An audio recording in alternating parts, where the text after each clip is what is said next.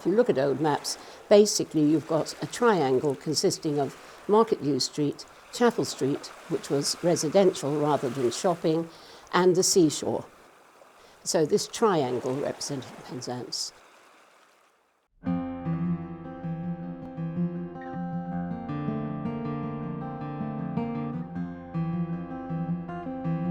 Market Jew is a corruption of the Cornish Marhas Yow, which means Thursday market. Country people, farmers, would come into Penzance as the main commercial centre to sell their produce, butter, eggs, anything they had on the farm. They'd travel in from the country, take all day, be like a holiday for the day. So the women would be selling all their wares in the various market stalls, maybe here in Market Jew Street, not far away from us, or in indoor markets, which Penzance was full of. I grew up during the 1950s and my parents used to use the local Penzance cattle market. They used to bring calves in on a Tuesday to sell. They used to put them in the boot of a car and bring them in, believe it or not then. Penzance has been always known as a market town. My grandmother used to come along, I believe, in the 1920s and bring cream and butter to the market house, which is now, Lloyds Bank is now over it. This is the entrance to Beth Street, or the back lane, as it was known locally as Blood Street. Butchers themselves would slaughter at the back of their premises. There were stalls, all beautifully dressed, but there was one stall that had lovely columns, gilded, twisted columns. Ladies behind them that were always seemed to be dressed so very smart for market day. In front of us here is the market house, and in there was 40-odd butchers with their stalls, and the meat then was cut and prepared and sold. We always called it Bull's Lane because they were driven up to the market, and many a time a steer would break loose, run down through Causeway Head. People in the shops now, they come charging in. It used to cause pandemonium.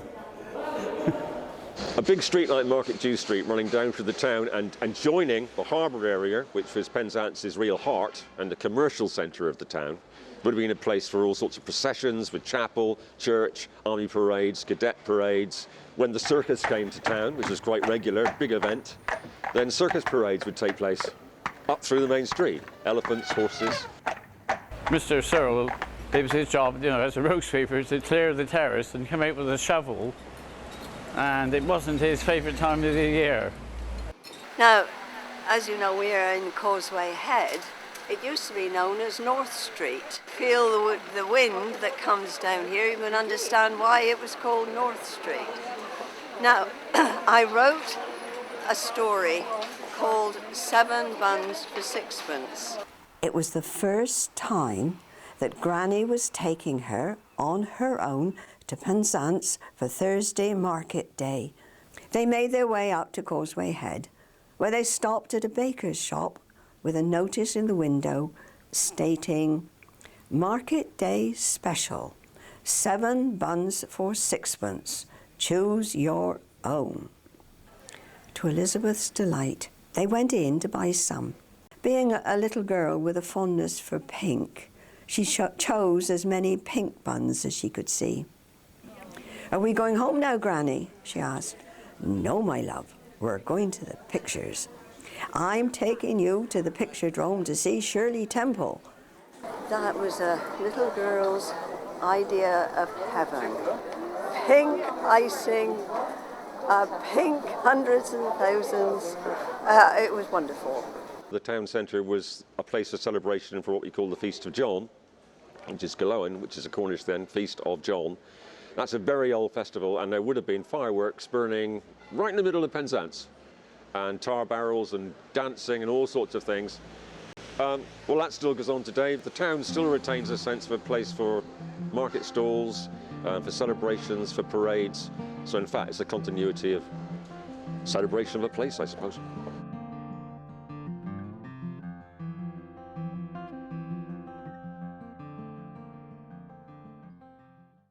In 1800, there were about 4,000 people living in Penzance. It was around about that time that the market started to grow in significance.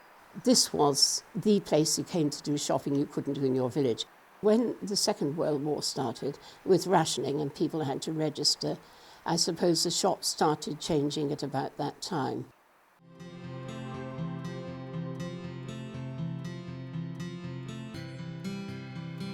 Well, this pharmacy is the oldest pharmacy in the UK. It's been here for, since the 1800s. Humphrey Davy, who actually invented the Davy lamp, studied as an apprentice. This building has been in the same family for 3 generations. So it's very much was a family-run business. Peasgoods traditionally has always been known as a place where you could come and buy luxury items. Elizabeth Arden was actually born in Hale. And she's actually been, her makeup and perfumes have been in this shop for the last 60 years. Hello. People like coming talking about their dog, don't they? Or, you know, well, they do. Things like that. That's what it used to be. And also, there was a tobacconist down underneath, wasn't there, in the basement. And we can still sometimes smell tobacco. This is one of several old ledgers. Before computers, all the records of prescriptions were handwritten in the ledger, and these are the recipes, because obviously every single item was actually handmade by the pharmacist, and it's all written in Latin. We've used a lot of the old memorabilia here dotted around. Some of these old bottles here, they're 60, 70 years old, which are rather beautiful. What I do feel is important is that we keep again the tradition with the old and the new. Can I just say one last thing? This is truly a fabulous and fantastic building and a very important landmark for Penzance. I bought it in 2001, and of course when I bought it, the next door neighbour told me it was a dairy back before the war. If you look at all the buildings as you go into town, any of these old Victorian buildings have a lot more, you know, the upstairs looks so much better than downstairs, as you can clearly tell. And the old Woolworths building, which is now a Poundland, used to be a garage. Back then, of course, there was no one down here. It was all, pretty much all, this whole street was deserted. Tourists, a lot of people come down here year in, year out. They come down here just to, you know, see if I'm still here. Getting into my 12th year now, and the shop used to be run by a family called Merchants. I think it goes back over 100 years. They sold everything from suitcases, handbags, walking sticks, umbrellas. And here when I opened up the shop, and I had Buddhas in the window and flashing Ganeshas and you know, these strange items and very colourful shop. I'm giving them an insight into a world that they've never experienced, and strange enough it's encouraged and inspired people to go to India. I think we've become part of Penzance now, and the customers are so loyal to me now that we get returning customers all the time, and Penzance is in the most unique situation. Well, originally it actually was a company called Clark's, and that was where my great-great-grandfather worked, and then he took over the shop, but it was actually next door and here. And then we had the shop was in one section and the tailoring was in the other half.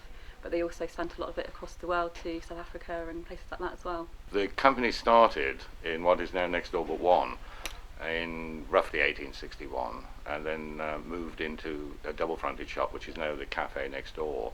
And this at that time was what they call the Shambles Market, which was an open building where they hang meat carcasses and what have you. Hence the reason we've got the arcade through, because it was always a through walk.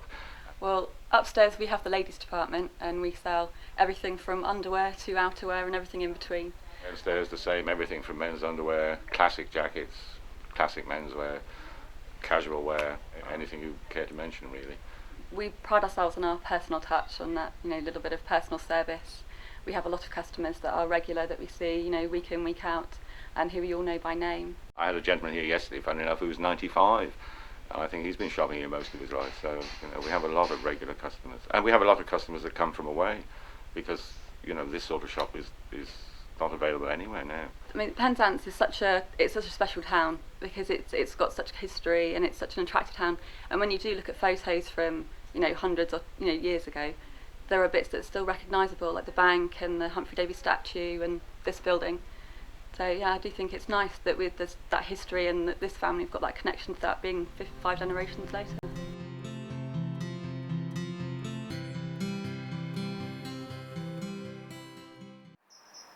today, I think the high street, like everything else in life, is following how the era develops.